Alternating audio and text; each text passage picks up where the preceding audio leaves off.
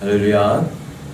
네, 정말 저희들이 장마철을 보내고 있습니다. 이제 좀 있으면 끝날 것 같은데 어제 새벽에도 바람이 갑자기 강풍이 불어가지고 깜짝 놀랐어요. 그래서 요즘에 날씨들이 예전과 다르게 기상 이변으로 인해서 많은 폭우와 강풍과 또 그런 것으로 인해서 많은 피해가 있습니다. 위에서 피해가 많이 없도록, 그리고 피해를 입은 지역에 빠른 복구가 될 수 있도록 위해서 함께 우리가 기도하는 저희들 되어질 줄로 믿습니다. 자, 오늘은 요한복음 강의 10번째 시간입니다. 잘 들리세요? 자, 약간 작게 들린 것 같아서. 자, 지난번 우리는 요한복음 2장 13절에서 22절까지의 말씀을 저희가 살펴봤었죠? 기억나세요? 네, 예수님께서 예루살렘 성전에 올라가셔서 성전 청결 사건을 벌이시죠. 평소와는 다르게 정말 거친 행동과 그리고 말로 이렇게 행동을 하셨어요. 아마 제자들이 가장 많이 놀랐을 것이고 주변에 있는 사람들도 예수님이 저런 분이셨어? 라고 하면서 깜짝 놀랐을 것 같습니다. 우리가 이를 통해서 하나님은 우리 한 사람 한 사람이 성령께서 거하시는 거룩한 성전으로 회복되고 세워져 나가기를 기뻐하신다라는 사실을 우리가 배웠었습니다. 오늘 본문의 말씀은 예수님께서 예루살렘에 올라가셔서 6월절에 표적들을 많이 행하셨어요. 그리고 이를 통해서 많은 사람들이 예수님을 하나님의 아들로 인정하고 믿게 된다라는 그런 내용의 말씀이에요. 오늘 말씀을 통해서 나에게 주시는 세미한 음성을, 우리 교회에게 주신 하나님의 음성을 들을 수 있기를 간절히 소망합니다. 23절 말씀을 우리 같이 읽겠습니다. 23절입니다. 시작. 6월절에 예수께서 예루살렘에 계시니 많은 사람이 그의 행하시는 표적을 보고 그의 이름을 믿었으나. 아멘. 자, 많은 사람들이 예수님의 이름을 믿었다 이렇게 끝나면 좋은데 믿었으나 이렇게 나로 끝나요. 그러니까 뭔가 있다라는 거죠. 자, 오늘 우리가 함께 읽은 본문의 말씀에 보면 예수님께서 6월절 기간 동안에 어디 계셨다고 되어 있죠? 예루살렘에 계셨다라고 되어 있어요. 물론 예루살렘에서 계속 숙박을 하셨는지 아니면 예수님께서 마지막 십자가를 지실 때처럼 낮에는 예루살렘으로 가시고 그리고 밤에는 주무시러 근처에 있는 베단이라든지 근처에 있는 숙박 장소가 부족해서 그럴 수도 있죠. 근처에 있는 그런 다른 마을에 가서 쉬셨는지 정확히 알 수는 없어요. 아무튼 오늘 본문의 말씀은 예수님께서 6월절 기간 동안에 예루살렘에 계셨다라고 말씀하고 있어요. 6월절은 이제 유대인들의 그 3대 명절 중에서도 제일 커다란 명절 중에 하나예요. 그 축제인데요. 이제 유대인의 남자들은, 성인들은 1년에 3차례 반드시 제물을 가지고 그리고 하나님 앞에 나와 제사를 드려야 됐었는데 그 중에 하나가 바로 6월절이었어요. 6월절은 어떤 축제입니까?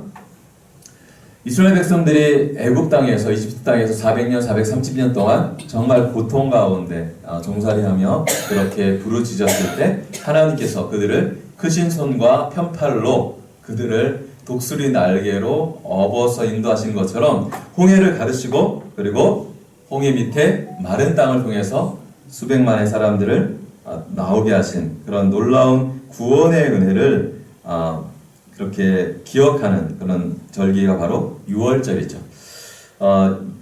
그 애굽의 모든 장자들, 심지어는 짐승의 첫 번째 것까지도 다 죽었어요. 그렇죠? 다 죽었지만 하나님의 은혜로 하나님을 믿는 하나님의 자녀들은 하나도 다 이상 없이 이렇게 생명을 지킬 수가 있었던 것이죠. 그래서 6월 넘어갔다. 하나님의 진노가, 죽음의 사자가 이스라엘 백성들을 넘어갔다라는 그런 것들을 기억하면서 지키는 그런 절기가 6월절입니다. 6월절은 유대 종교력이 따로 있어요. 우리 태양력, 우리가 지키는 이 태양력이 아니라 유대 종교력이 따로 있는데 그 첫 달 14일부터 21일까지 7일간 지켰어요. 그리고 이제 그 7일간 지켰을 뿐만 아니라 그 6월절을 지키기 위해서는 미리 와야 되잖아요. 그렇죠? 그러니까 그 7일 동안 지키는 앞 뒤를 계산해 보면 약 9일에서 한 10일 정도를 예루살렘에 머물러 있어야 되는 거예요. 수많은 사람들이 이렇게 모이는데 학자들에 의하면 이 6월절 기간 동안에 200만 이상의 사람들이 예루살렘에 모였다라는 그런 기록도 있어요. 그런데 제가 예루살렘에 가봤지만 예루살렘이 그렇게 큰 도시가 아니에요. 작은 그냥 우리 영월만 할까요? 그런 이제 조그마한 그런 도시, 그런 도시인데 아무튼 그곳에 수백만의 사람들이 모이니까 숙백 장소도 없고 그리고 여러 가지로 많이 불편한 그런 부분들이 있었을 거예요. 그럼에도 불구하고 예수님께서 무려 한 그 10일 정도 예루살렘에 머무시면서 하나님의 말씀을 전하시고 그리고 여러 가지 기적을 행하셨습니다. 자, 예수님께서는 이 9일이나 10일 기간 동안에 예루살렘에 계시면서 이 요한복음 오늘 읽은 본문 바로 전에 성전 청결 사건을 일으키셨죠. 그렇게도 하시고 또 다른 일도 하시고 이렇게 하셨는데 많은 표적들이 무엇일까라고 이렇게 했을 때 주로 질병을 치유하는 그런 표적이 많이 있었을 것이다라고 추측을 합니다. 그래서 일반 의사들한테는 치료받을 수 없는 여러 가지 그런 질병들, 또 보지 못하는 사람들을 보게 하시고 말 못하는 사람들을 말하게 하시고 걷지 못하는 그런 장애인들을 일어나 걷게 하시는 그런 놀라운 치유 역사들을 주님께서 일으키셨을 거예요. 그리고 또 그 당시에도 그렇고 지금도 그렇지만 악한 영에 의해서 귀신에 사로잡혀 가지고 그렇게 종되어 가지고 평생 그렇게 불쌍하게 살아가던 수많은 사람들을 에게 있던 그런 악한 영들을 물리쳐 주시고 그들을 온전하게 하시는 그런 놀라운 기적들을 행하셨을 거예요. 이런 많은 일들을 행하셨다라고 성경은 기록을 하고 있는데요. 오늘 본문에는 그의 행하시는 표적이라고 이렇게 그냥 단수로 나와 있지만 원어적으로 보게 되면 표적들, 많은 표적을 행하셨다라고 그렇게 해석을 할 수 있어요. 공동번역 성경에는 이렇게 번역이 되어 있어요. 23절 말씀이 예수님께서는 가월절을 맞아, 가월절 6월절을 말하는 겁니다. 이 6월절을 맞아 예루살렘에 머무시는 동안 여러 가지 기적을 행하셨는데, 그러니까 한 가지 기적이 아니라 어떤 기적이요? 여러 가지 기적을 행하신 거예요. 예. 우리 지금 현대의학으로도 암은 치료하기 쉽지 않잖아요. 그렇죠? 물론 이제 요즘에 많이 좋아져서 암도 이렇게 완치가 되고 하긴 하는데 많은 경우에 이제 암이 막 이제 4기, 5 이렇게 막 더 가면 말기로 가면 정말 심각하고 현대의학으로도 어찌할 수 없는 그러한 그런 질병이 있는 거예요. 예수님 당시에도 그러한 많은 질병이 있었어요. 2000년이니까 의학이 얼마나 많이 발전했겠어요. 발전하지 못했죠. 그런 가운데 예수님께서 그렇게 사람들의 의학으로 할 수 없는 그런 수많은 기적들을 행하셨던 것이죠. 자, 예수님께서 그렇게 기적을 행하셨는데 많은 사람들이 그것을 보고 예수를 믿게 되었다라고 공동 번역은 말씀하고 있어요. 그리고 메시지 성경에서는 이렇게 번역을 합니다. 그리고 그 표적이 하나님을 가리킨다는 것을 알고는 자신들의 삶을 예수께 맡겼다라고 번역을 하고 있어요. 그러니까 예수님의 이름을 믿었다라는 것은 무엇이냐면 예수님이 하나님의 아들이라는 사실을 영접한 거죠. 그렇죠? 그리고 그 예수님 앞에 자신의 인생을 던진 거죠. 하나님 앞에 인생을 걸었다라고 이렇게 해석을 할 수도 있어요. 자, 그런데 사실 23절에 나와 있는 표적을 보고 예수님을 많은 사람들이 믿었다라고 이렇게 되어 있을 때 이 믿음을 성경학자들은 아주 깊은 믿음이라고 해석하지 않아요. 어떤 믿음이냐면 예수님이 예루살렘에서 평소에 보지 못하는 그러한 놀라운 일들을 막 하는 거예요. 그렇죠? 지금도 만약에 우리가 예배 지금 드리고 있는데 평소에 너무나 이제 허리 디스크라든지 아니면 너무 다리가 불편해가지고 잘 걷지 못하시는 분이 지팡이 없이는 걷지 못하시는 분이 갑자기 하나님이 나를 치유해 주십니다라고 하면서 지팡이를 던지고 막 이렇게 걸어가고 막 그렇게 하면 어떨까요? 아주 놀라운 그런 사람 놀라겠죠. 예. 그러한 일들이 사실은 많이 일어났던 거죠. 그러니까 그러한 일들이 한 번만 일어난 것이 아니라 두 번, 세 번, 네 번 막 일어나니까 사람들이 어떻게 반응을 해요? 뭐 놀라는 거죠. 그러면서 이분은 보통 분이 아니다. 하나님의 아들이다 라고 그렇게 인정을 하고 하나님의 아들로 그렇게 믿은 거죠. 그래서 그 믿었다라는 표현을 많은 사람들이 예수를 믿었다라고 이렇게 표현해요. 그런데 이 믿음은 정말 자신의 모든 것들을 다 걸고 자신의 인생을 다 걸고 나는 오직 예수님만을 따라가겠습니다 라고 그렇게 했던 제자들이 가졌던 그러한 믿음은 아니었다라고 이렇게 번역을 해요. 그냥 자신의 눈앞에 그러한 평소에 보지 못했던 일들이 막 벌어지니까 신기하고 놀라워서 순간적으로 이렇게 예수님을 하나님의 아들로 인정했던 그런 믿긴 믿지만 아주 차원이 좀 얕은, 그리고 상황과 환경이 변하면 환경이 안 좋아지면 어떻게 해요? 그 믿음이 변해버리는 그러한 얕은 믿음을 의미하고 있습니다. 자, 아무튼 그들이 얕은 믿음을 가졌던 기쁨을 믿음과 가졌던 중요한 것은 많은 사람들이 예수님의 표적을 보고 뭐 했죠? 예수님을 믿었죠. 그렇죠?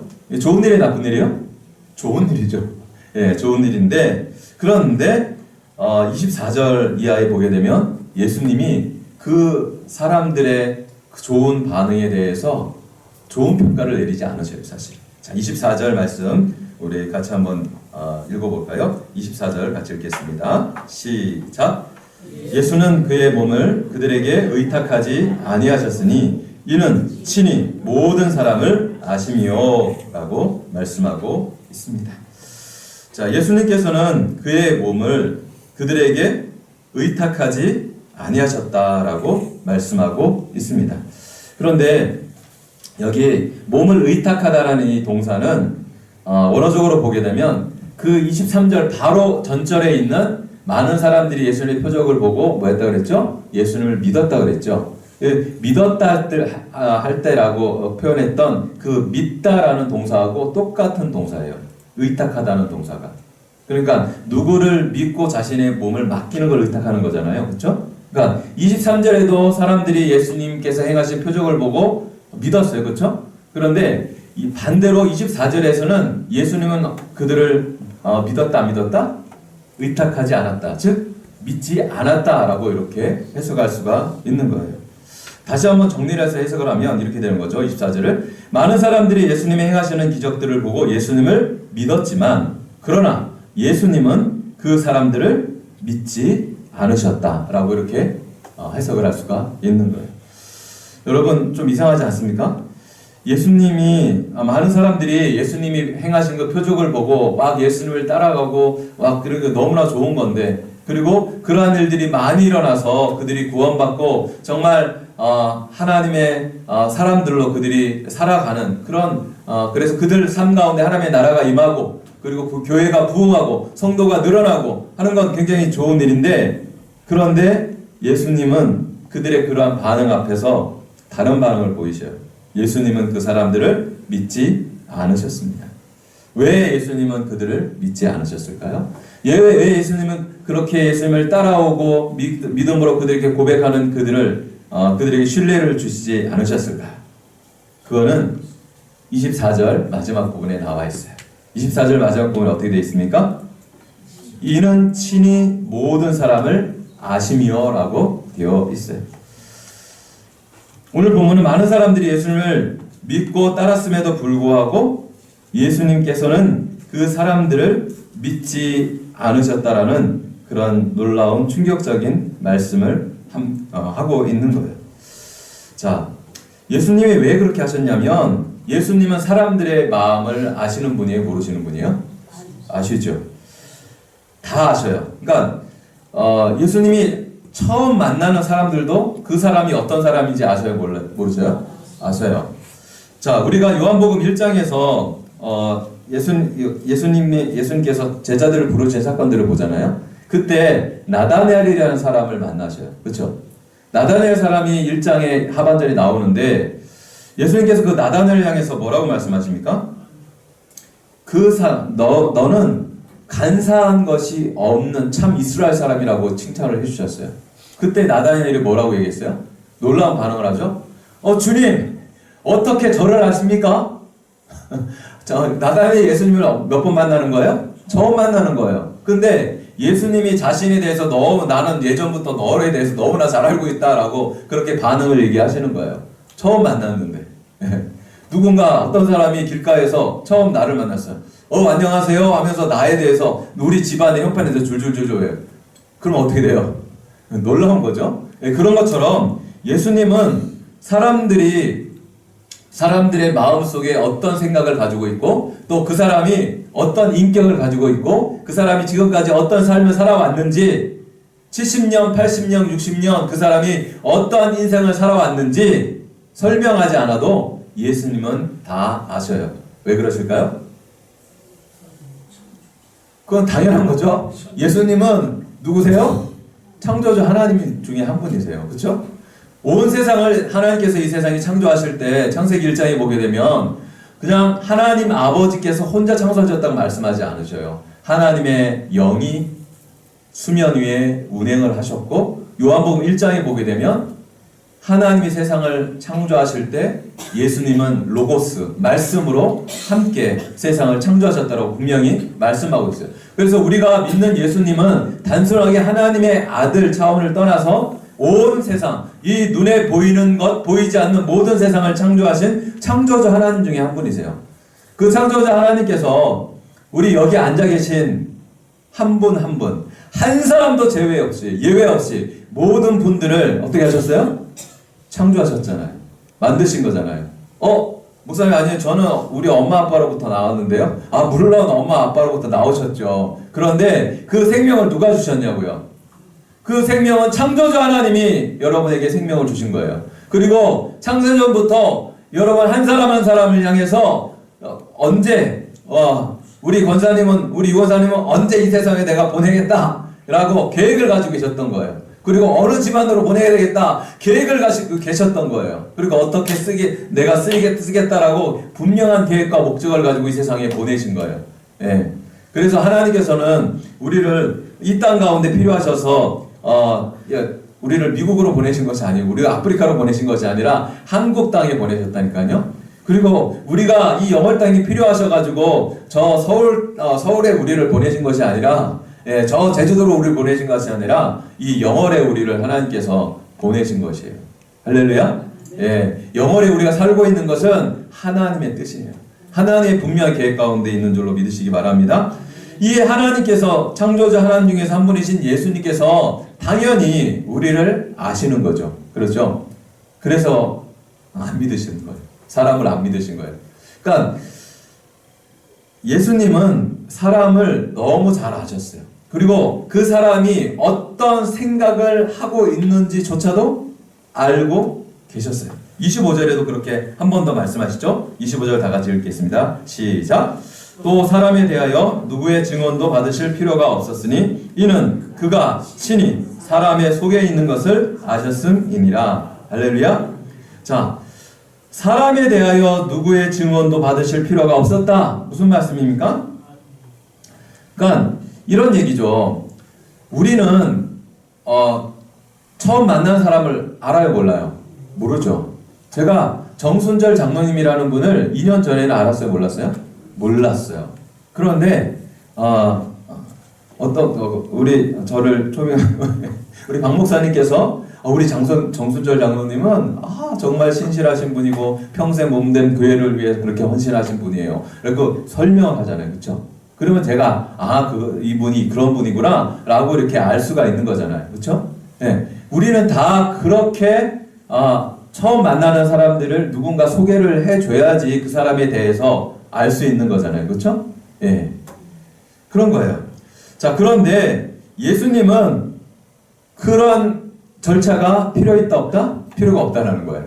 예수님은 이 사람이 누군데 예수님 앞에서 이 사람은 어떤 사람이고 이 사람은 고향은 어디고 이 사람은 자녀는 어떻게 되고 어떤 일을 했던 사람이고 이거를 예수님한테 굳이 얘기할 필요가 있다 없다? 없다라는 거예요. 왜요? 다 아셔요. 그냥 아시니까. 그렇게 할 필요가 없는 분이 바로 우리 예수님이에요. 이는 그가 친히 사람의 속에 있는 것을 아셨음이니라. 이 말씀은 얼마나 무서운 말씀인지 모르겠어요.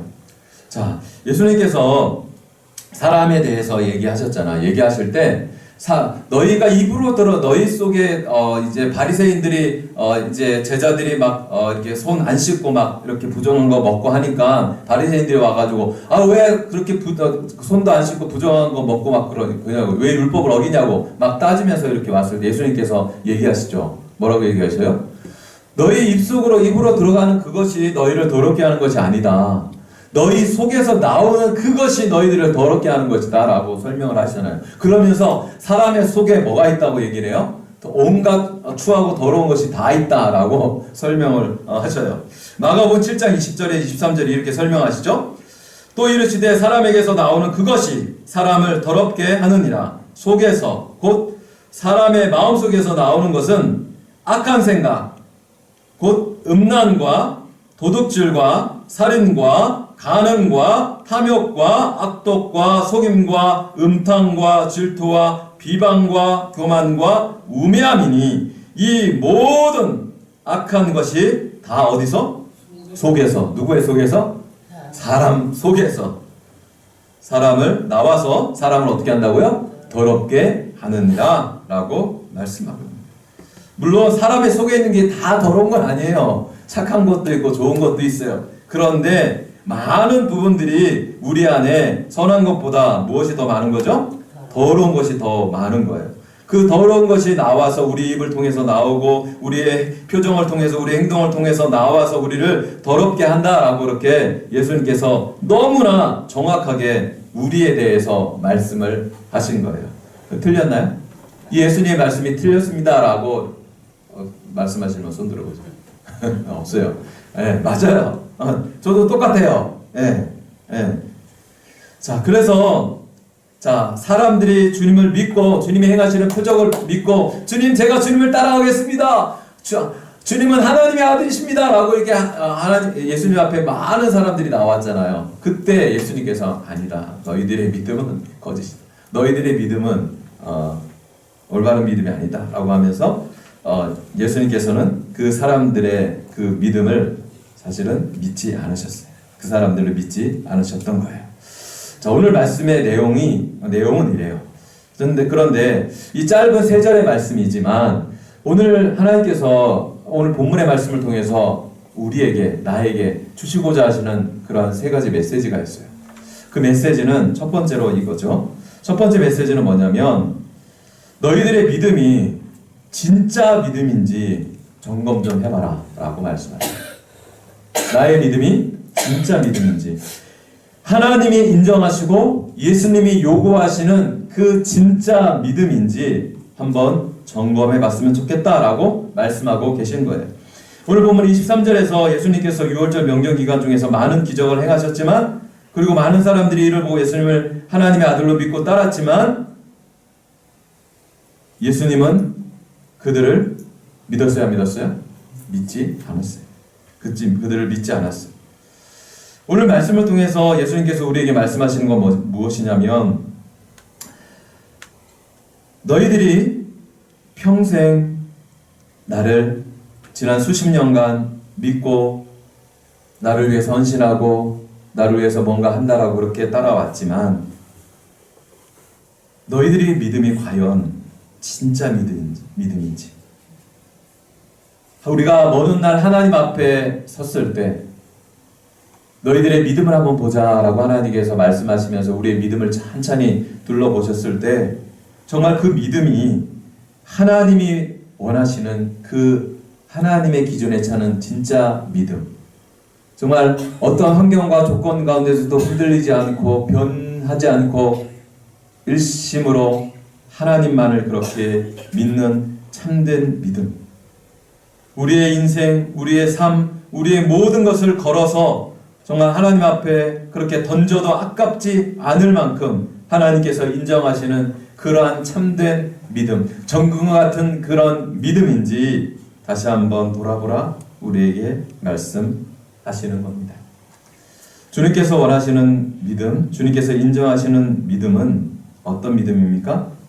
그것은 단순히 주님께서 행하신 기적을 믿고 혹해서 일시적으로 갖는 그런 얕은 믿음이 아니다라고 말씀하시는 거예요. 주님께서 우리에게 원하시는 믿음은 우리의 모든 것을 다 걸 수 있는 그러한 믿음을 말하는 거예요.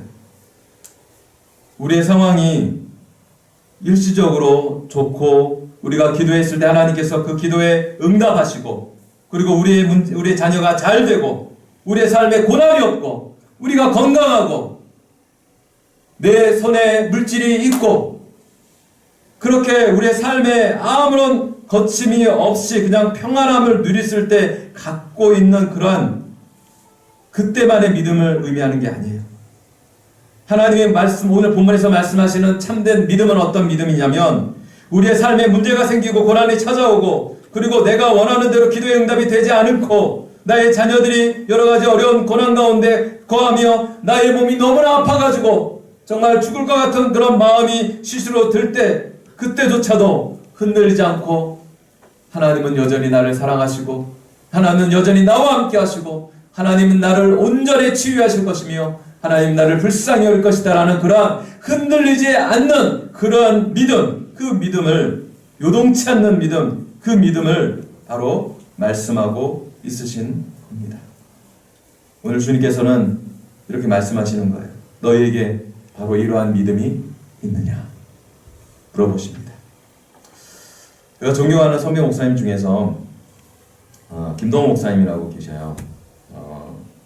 제가 학교 다닐 때 같이 학교 다녔던 이제 동생 뻘 되는 그 친구의 아버지기도 하신데,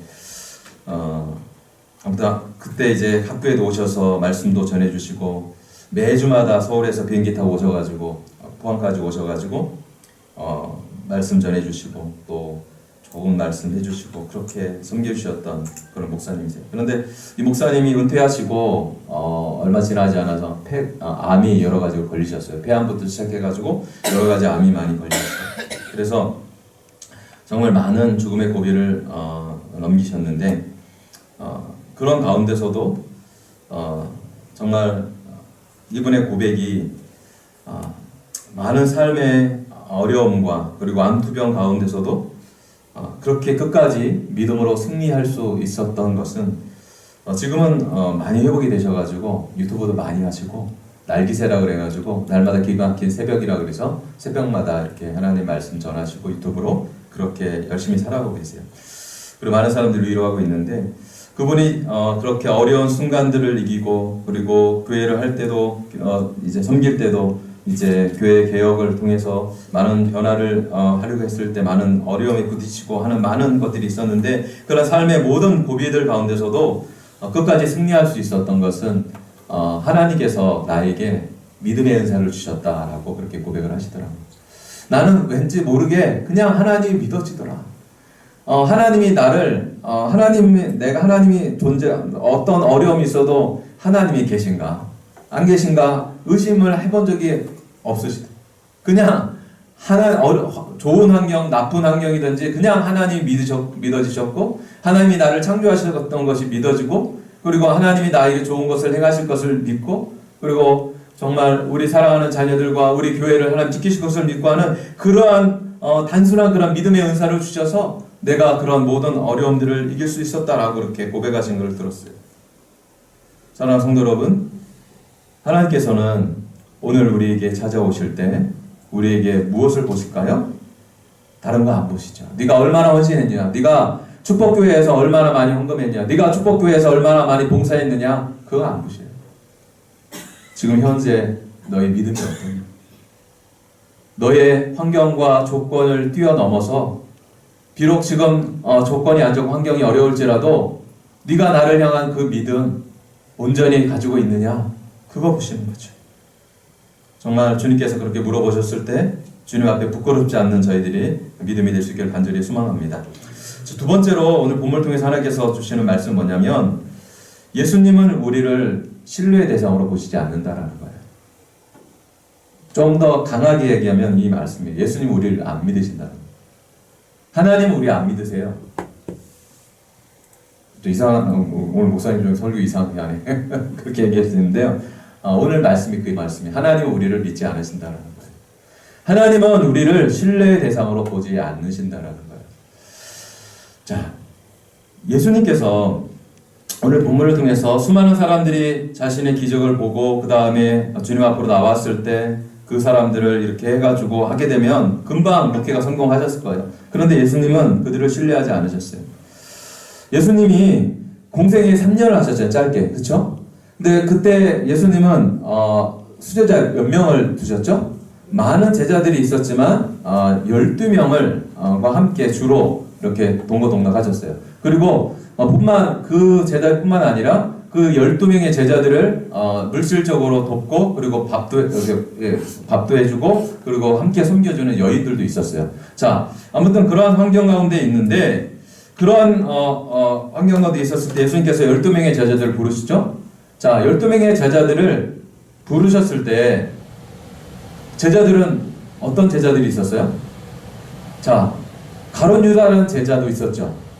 자, 그 가룟 유다가 나중에 어떻게 해요, 예수님을 은 30에 팔아요. 은 30이 요즘 돈으로 얼마냐면 우리 인신매매를 하면 그 한 사람의 몸값이에요. 이 은 30은 예수님 당시에 종 한 사람의 성인 종 한 사람의 몸값이에요. 그러니까 적은 돈은 아니었겠죠. 그렇게 그 은 30에 3년 동안 따라다녔던 예수님을 한순간 팔아버려요. 배반하죠. 자, 그런데요, 예수님이 이 가룟 유다를 처음 부르셨을 때 3년 전에 얘가 나를 팔 것이라는 것을 아셨어요, 모르셨어요? 예수님은 사람을 알기 때문에 알고 부르신 거예요. 그리고 예수님의 수제자 베드로 있죠? 베드로 무리를 걷고, 예? 그리고 정말 믿음이 좋은 베드로. 그런데 그 베드로가 예수님이 체포를 당하셨을 때 사람들에서 십자가에서 죽기 전에 체포를 당하셨을 때 너 예수님 믿는 사람이지? 얘기했을 때 예수님이 그 베드로가 어떻게 했죠? 부인했죠. 나 몰라! 몇 번 부인했죠? 3번. 마지막 어떻게 부인했죠? 욕하고 저주까지 하면서 예수님 나 그 XX 몰라! 라고 하면서 욕하면서도 그렇게 부인했어요. 그런데 예수님이 이 베드로를 처음 부르셨을 때 이 베드로가 예수님 3번 부인할 것, 나중에 예수님 욕하면서까지 부인할 거 알으셨어요, 모르셨어요? 알고 부르셨죠. 그리고 예수님이 체포당하셨을 때 예수님 곁에 제자들이 남아있었어요, 없었어요? 다 도망갔죠. 겟세마네 동산에서 사람들이 몽둥이와 칼 가지고 예수님 잡으러 왔을 때 다 도망갔어요. 근데 예수님이 이 12제자를 부르셨을 때 3년 전에 이 사실을 아셨어요, 모르셨어요? 알고 부르셨어요. 자, 그렇다면 자, 결론을 매겨봅시다. 예수님은 이 제자들을 믿음의 대상, 신뢰의 대상, 절대로 얘네들은 나를 어떤 일로 배반하지 않을 것이다 라는 그런 대상으로 그렇게 믿고 3년 동안 같이 이렇게 데리고 계신 거예요? 아니에요. 어떤 거예요? 아니었어요. 예수님은 제자들이 자기를 팔 것도 아시고 배반할 것도 하고 예수님 이름 대고 예수님한테 욕할 것도 아셨고 다 도망갈 것도 아시고 그들을 부르셨어요. 예수님은 그들을 신뢰와 그리고 믿음의 대상으로 부르신 거 아니에요. 만약에 그렇게 하셨다면 예수님은 상처투성이에 상처가 엄청 가슴에 구멍이 막 엄청 났을 거예요. 예수님이 그렇게 제자들을 부르지 않으셨어요. 마찬가지로 예수님은 우리를 신뢰의 대상, 믿음의 대상으로 우리를 불러주신 거예요. 우리가 믿음이 있어서 우리가 뭔가 베드로처럼 무리를 걷는 그런 대단한 믿음이 있어서 우리를 불러주시고 구원해 주신 거 아니에요.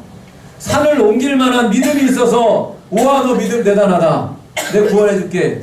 그래서 우리에게 구원해 준 게 아니에요.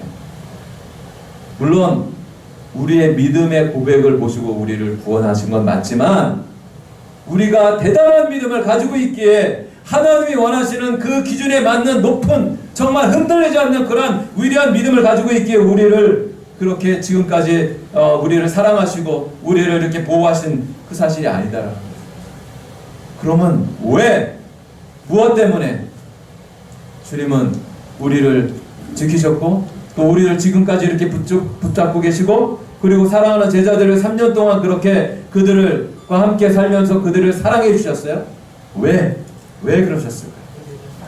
그것은 예수님은 사람들을, 제자들을, 우리를 신뢰의 대상이 아니라 사랑의 대상으로 삼아 주셨기 때문에 그런 거예요. 우리 사람은요, 신뢰 대상이 아니에요. 죄송하지만 이 단 앞에 있는 저도 신뢰 대상이 아니에요. 믿음의 대상이 아니에요. 저 믿지 마세요. 저 믿으면 어떻게 될까요? 상처받고 시험에 들어가요. 사람은 신뢰 대상이 아니라 불쌍히 여기고 그리고 사랑해야 될 대상이에요. 왜요? 예수님이 그렇게 하셨기 때문에 그래요. 예수님은 우리를 신뢰의 대상으로 보지 않으시고 우리를 끝까지 사랑하시는 그런 사랑으로 대상으로 보시고 자신의 몸과 자신의 살과 피를 다 내어주시기까지 물방울 핏방울 하나도 남김없이 다 쏟아주시기까지 우리를 끝까지 사랑해 주신 분이 바로 우리 예수님이세요. 그래서 예수님이 우리를 지금까지 붙잡고 계신 거예요. 우리가 몇십 년 동안 축복교회를 위해서 우리가 우리 교회를 위해서 한 번도 주일 안 빼먹고 헌금 안 빼먹고 하나님 앞에 충성해서 우리를 붙잡고 계신 것이 아니라 우리를 너무 사랑하시기에 우리를 사랑의 대상으로 보시기에 우리를 붙잡고 계신 줄 믿으시기 바랍니다.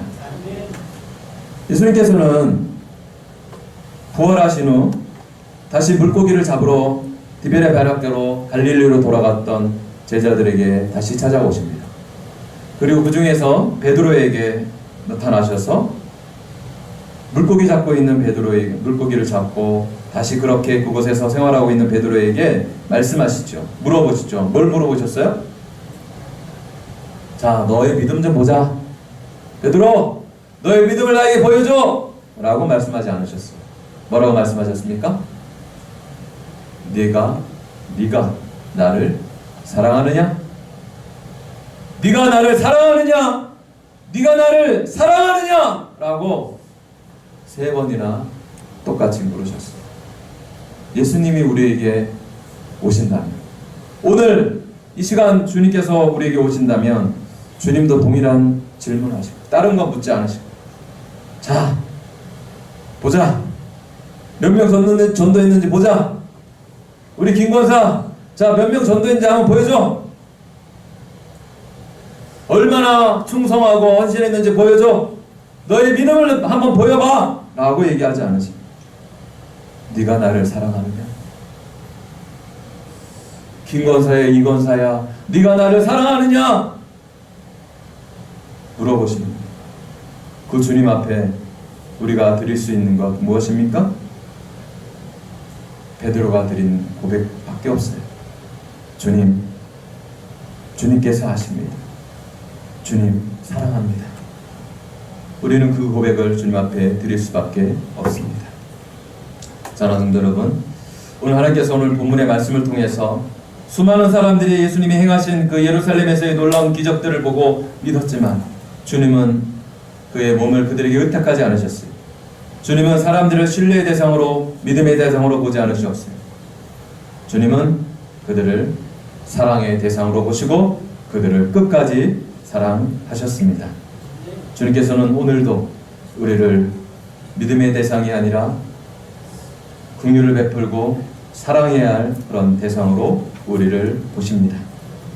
오늘 주신 귀한 말씀을 가슴에 새기고 내가 오늘 하루 더 주님을 사랑하겠습니다. 내가 오늘 하루 더 주님 앞에 나의 사랑의 고백을 드리겠습니다. 내가 오늘 한 번 더 내 주변에 있는 사람들을 그 사랑으로 사랑하겠습니다. 그 사람을 위하여 눈물로 기도하겠습니다. 라고 고백하며 나가는 우리 모든 성도님들이 되시기를 주님의 이름으로 축원드립니다. 할렐루야. 하나님 아버지 감사합니다. 오늘 본문의 말씀을 통해서 우리에게 귀한 생명의 말씀을 주심을 감사합니다. 하나님 아버지, 우리 주님께서는 다른 사람의 설명을 들을 필요가 없이 모든 사람을 아시는 분, 우리의 속마음을 아시는 분, 우리의 생각을 아시는 분이십니다. 하나님 아버지, 그 주님께서는 우리가 너무나 연약함을 아시기에 하나님 우리를 끝까지 자신의 생명을 주시기까지 사랑하시고 하나님 우리에게 그 사랑을 거두지 않으신 것 너무나 감사합니다. 하나님 우리가 일평생 주님 오시는 그날까지 이 사실을 우리 가슴에 새기며 우리도 주님을 변치 않고 더욱더 뜨겁게 사랑하게 하시고 또 주님의 주신 사랑을 가지고 내 주변에 죽어가는 사람들에게 그 사랑을 베풀며 살아가는 우리의 삶이 될 수 있도록 은혜를 베풀어 주옵소서. 감사드리며 예수 그리스도의 이름으로 기도 올리옵나이다. 아멘.